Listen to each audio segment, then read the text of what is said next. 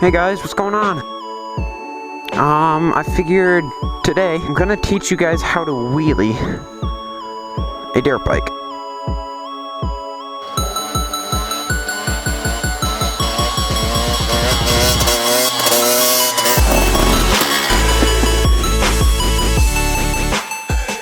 So there'll be a third-person view too, and it'll be easier to learn when you get that third-person view.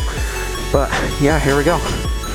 When you first learn how to wheelie, the easiest way is to do it in a semi-high gear, like maybe second, just so that the throttle response isn't so quick, you know what I mean? For body positioning, the best spot to be, you want your butt right behind the pegs. And that's really the best position to learn how to wheelie, because you're not way far back on the back fender, but you're not all the way up on the gas tank. It's a good neutral spot to be in. And do it up a hill. It's so much easier to wheelie while going up a hill. Don't use any clutch.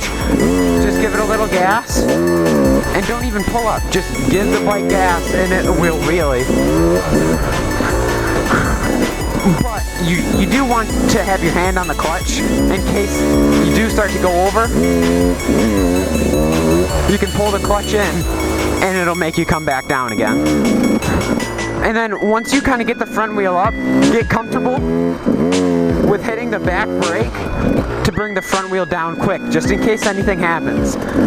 Usually to wheelie and keep it wheeling and hit the back brake, you have to pull in your clutch so your bike doesn't stall. But really, when you're just learning, as long as it's behind, or as long as you're covering the brake, if something bad happens, you can jab on it, even if it does stall your bike.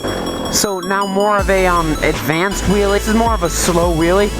You want your butt further back on the seat, and probably right on the back of your seat. So just like that. Alright, so now more of a slower wheelie. You want a little bit of clutch to bring your front wheel up. And you want to pull back on the bars. So just a little bit of clutch. Pull back on the bars and get your front wheel up. See, my foot isn't even on the brake right now.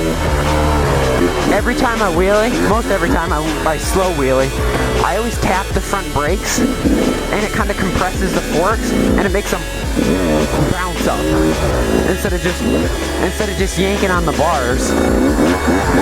So now, like a more intermediate to expert wheelie is gonna be sit back on the seat, you know, same distance, pulling the clutch, but you're also going to want to get past the point of going over. So you are going over, just about. You want to pull in your clutch so that you can use the back brake without stalling your bike. Once you get far enough back, you can pretty much just coast and keep a little bit of pressure on your back brake so that you don't go over, but it stops you from, you know, going too far back. And then, you know, whenever you want to bring it down, just jab the brakes hard. You can release the throttle. See, I'm not on the throttle. It's like you get so far that you don't even have to use the throttle to keep the wheelie. You're using the brake to keep it from going over backwards. You're not gonna, you know, just go out and drag your fender one day. It's gonna take a long time. It took me like probably a year.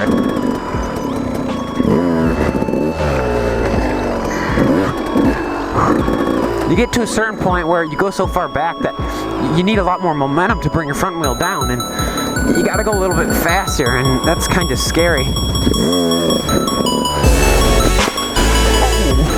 Now that was a fender drag! Woo! I could hear the fender touch the ground. That was awesome! Alright, that fender drag, done! Video done! Alright, so recap. I can't believe I just dragged my fender like that. Like, legit, I could hear the fender like fold in. Like, look at that, it now folds up. Because the fender dragged. That was awesome. You can see in the video, my fender fold up. You can hear it, and I heard it, and it scared me. I don't think I had enough speed. I probably couldn't have actually rode out of it. I didn't have enough momentum to bring my bike back down, but even still, that was the coolest thing that's ever happened to me. That was awesome. Well, I got the camera right here. You can see my MotoVlog contraption. I have my camera underneath my visor. I got this mic from Amazon for like $3, and you need an adapter that comes out of the GoPro.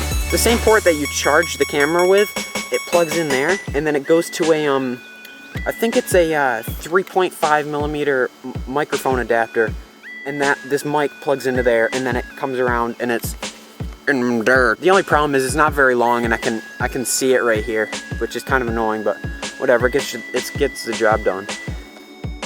Yeah, that's my setup. I just fender dragged. That was the coolest thing in a long time. I'm pumped because school's done finally. I still got to take some tests, but it's almost summer break, and I can pump out videos for you guys like crazy. I'm gonna go because my goggles are fogging.